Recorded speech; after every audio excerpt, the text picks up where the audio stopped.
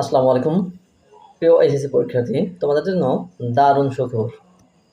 তোমরা সবাই হয়তো জানো যে আজকে লং মার্চ টু ঢাকা শিক্ষা বোর্ড একটি কর্মসূচি ছিল। সেই কর্মসূচিতে যখন ঢাকা শিক্ষা বোর্ড ঘেরাও করা হয়, তখন শিক্ষা বোর্ডের চেয়ারম্যান প্রফেসর তপন কুমার সরকার এবং তিনি আন্তঃশিক্ষা বোর্ড সমন্বয় কমিটির প্রধান। তো তিনি কিন্তু জানিয়েছেন যে তোমাদের দাবি সম্পর্কে আমি এখনই মন্ত্রণালয়ে যাচ্ছি, সেখান থেকে সিদ্ধান্ত এনে তোমাদেরকে জানানো হবে। কারণ এটি কোনো বোর্ডের ক্ষমতা নেই, অটোপাস দেওয়া বা সাবজেক্ট ম্যাপিং করা বা পরীক্ষা বাতিল করার বোর্ডের কোনো ক্ষমতা নেই। এটি মন্ত্রণালয়ের এখতিয়ার। তো মন্ত্রণালয় থেকে যখন কোনো ঘোষণা দেওয়া হবে, সেই বিষয়টি বোর্ড কার্যকর করবে। তো তখন তপন কুমার সরকার যখন শিক্ষা ভবনে যান, সেখানে শিক্ষা সচিব তিনি কিন্তু জানিয়েছেন যে আমি এই খুব অল্প সময়ের মধ্যে আমি জয়েন করেছি, তো এই কারণে আমি এই বিষয়ে কিছু বলতে পারছি না। তবে শিক্ষার্থীদের দাবি, যৌক্তিক দাবি, সেটি শিক্ষা উপদেষ্টার কাছে তুলে ধরা হবে এবং তিনি যে সিদ্ধান্ত নেবেন সেটি কার্যকর করা হবে। এইমাত্র শিক্ষা বিষয়ক জাতীয় দৈনিক শিক্ষা.com জানিয়েছে, এইচএসসি রুটিন বাতিল দাবিতে বোর্ড ঘেরাও, শিক্ষা উপদেষ্টা ঘোষণা দেবেন, আশ্বাস কন্ট্রোলার আশ্বাসে ফিরে গেছেন। এইচএসসি পরীক্ষায় অটোপাসের দাবিতে ঢাকা মাধ্যমিক ও উচ্চ মাধ্যমিক শিক্ষা বোর্ড ঘেরাও করা পরীক্ষার্থীরা। সোমবার দুপুর থেকে বিকেল অবধি রাজধানীর বিভিন্ন কলেজের পরীক্ষার্থীরা এই ঘেরাও কর্মসূচিতে অংশ নেন। শেষ বিকেলে তাদের তোপের মুখে পরীক্ষা নিয়ন্ত্রক অধ্যাপক মোহাম্মদ আবুল বাশার অটোপাসের আশ্বাস দেন। তবে তিনি জানান, এই বিষয়টি আসলে তার এখতিয়ার বহির্ভূত। এই বিষয়ে উপর মহলের নির্দেশনা অবশ্যই লাগবে। তার সঙ্গে একমত পোষণ করে আন্দোলনকারীরা আজ মঙ্গলবার শিক্ষা উপদেষ্টার এ বিষয়ক ঘোষণার প্রত্যাশায় শিক্ষা ভবন ত্যাগ করেন।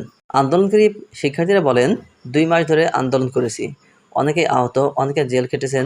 এমন পরিস্থিতিতে আমরা পরীক্ষায় অংশ নেওয়ার অবস্থায় নেই, তাই অটো পাসের দাবিতে আন্তঃশিক্ষা বোর্ডে স্মারকলিপি দিয়েছি।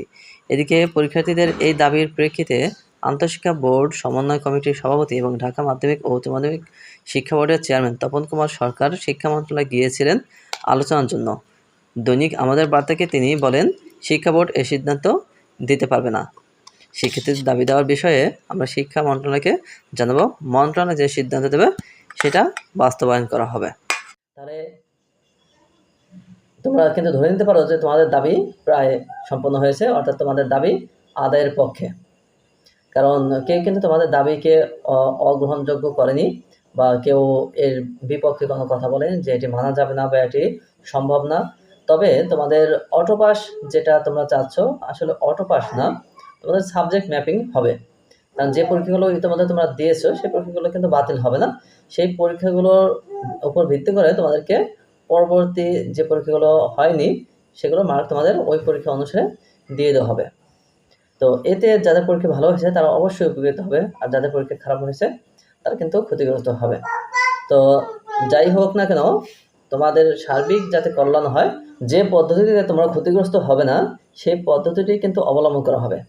তবে সর্বশেষ সংবাদ হচ্ছে, ইতিমধ্যে শিক্ষা বোর্ডের চেয়ারম্যান তিনি কিন্তু মন্ত্রণালয়ে আলোচনা করছেন এবং শিক্ষা বোর্ডের যিনি কন্ট্রোলার তিনি কিন্তু বলেছেন যে হ্যাঁ, অটোপাসের ঘোষণায় আসছে, অর্থাৎ পরীক্ষা আর সামনে হচ্ছে না, তবে সেটি ঘোষণা দিবেন শিক্ষা উপদেষ্টা। তার ঘোষণার প্রেক্ষিতেই সেটি শিক্ষা বোর্ড বাস্তবায়ন করবে। তবে তোমরা ধরে নিতে পারো যে তোমাদের দাবি এক প্রকার আদায় হয়ে গেছে, অর্থাৎ খুব শীঘ্রই তোমরা এই ঘোষণাটি পাবে। হয়তো আগামীকালকের মধ্যে তোমরা ঘোষণাটি পেয়ে যাবে যে তোমাদের ফলাফলটা কী বা তোমাদের আন্দোলনটা সফল হলো কিনা। আর যদিও পরীক্ষা হয় সেটিও কালকের মধ্যে জানিয়ে দেওয়া হবে। তাই তোমরা এখন এক প্রকার নিশ্চিত থাকতে পারো যে তোমাদের আর কোনো আন্দোলনের দরকার নেই, তোমাদের দাবি আদায় হয়ে গেছে। তবে তোমাদের পরবর্তী যে ভর্তি পরীক্ষা রয়েছে বা মেডিকেলের জন্য যারা প্রিপারেশন নেবে তাদের কিন্তু লেখাপড়া চালিয়ে যেতে হবে।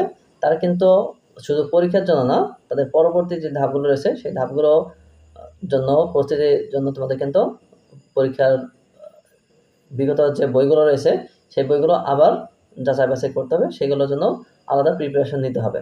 তাহলে যদিও পরীক্ষায় অটোপাস হোক বা না হোক, তোমাদের কিন্তু পরবর্তী যে ধাপগুলো রয়েছে সেগুলোর জন্য তোমাদেরকে নতুন করে আবার প্রস্তুতি নিতে হবে।